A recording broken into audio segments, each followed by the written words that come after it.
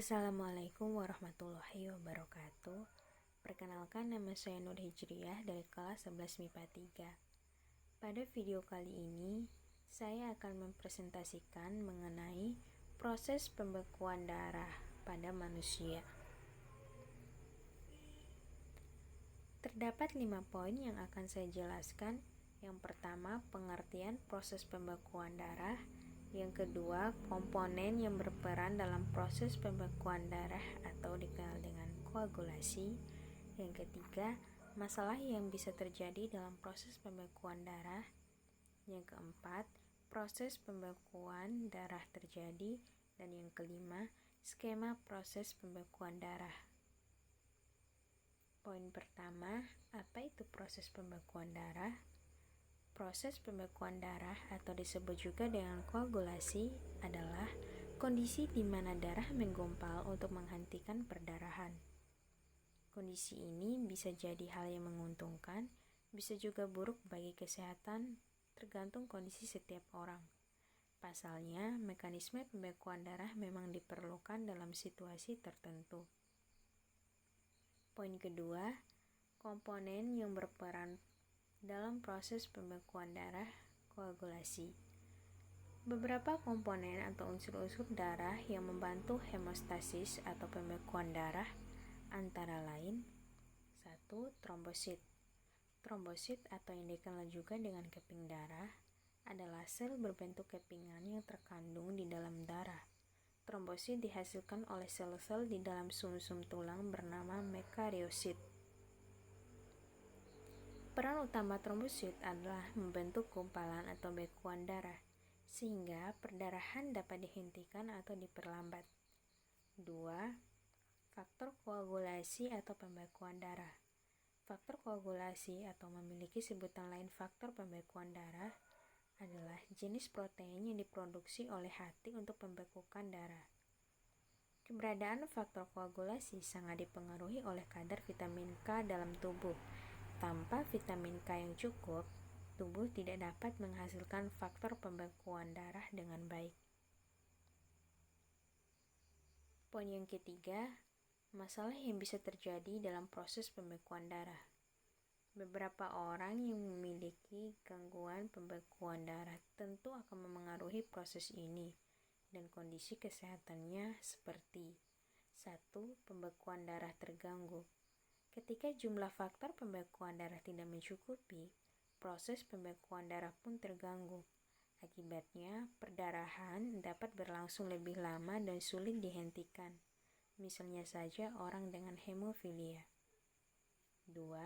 Hiperkoagulasi adalah kondisi yang berlawanan dengan gangguan pembekuan darah, di mana proses pembekuan darah terjadi secara berlebihan meski tidak ada luka apapun. Hal ini dapat meningkatkan risiko terjadinya komplikasi mematikan seperti stroke, serangan jantung, emboli paru-paru, dan gagal ginjal. Poin yang keempat, proses pembekuan darah terjadi. Mekanisme atau proses pembekuan darah terjadi dalam rangka interaksi kimiawi yang cukup kompleks. Berikut penjelasan rincinya. 1. Pembuluh darah menyempit. Ketika tubuh terluka dan mengeluarkan darah, artinya telah terjadi kerusakan pembuluh darah. Nah, saat itu juga pembuluh darah akan mengejang, sehingga terjadi vasokonstriksi atau penyempitan pembuluh darah. 2. Sumbatan dari trombosit terbentuk. Pada bagian pembuluh darah yang rusak, trombosit akan segera menempel dan membentuk sumbatan agar tidak banyak darah yang keluar. Agar proses pembentukan sumbatan dapat dilanjutkan ke tahap berikutnya, trombosit akan menghasilkan zat kimia tertentu untuk mengundang trombosit-trombosit lainnya. 3. Faktor koagulasi membentuk bekuan darah. Di saat yang bersamaan, faktor-faktor koagulasi atau pembekuan akan membentuk reaksi yang disebut dengan kaskade koagulasi. Pada kaskade koagulasi, faktor pembekuan fibrinogen akan diubah menjadi benang-benang halus yang disebut dengan fibrin. Benang-benang fibrin ini akan bergabung dengan trombosit untuk memperkuat sumbatan. 4. Proses pembekuan darah berhenti. Agar pembekuan darah tidak terjadi secara berlebihan, faktor-faktor koagulasi akan berhenti bekerja dan trombosit diambil kembali oleh darah. Setelah luka berangsur-angsur membaik, benang fibrin yang sebelumnya berbentuk pun akan hancur, sehingga tidak ada lagi sumbatan pada luka.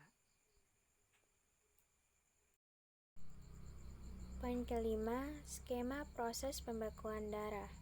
Mekanisme pembekuan darah diawali dengan luka, kemudian luka itu pecah dan akan menghasilkan trombosit pecah.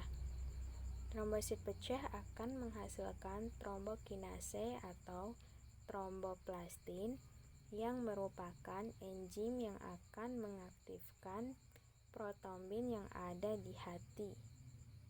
Protombin ini dengan bantuan vitamin K dan ion kalsium akan dirubah menjadi trombin.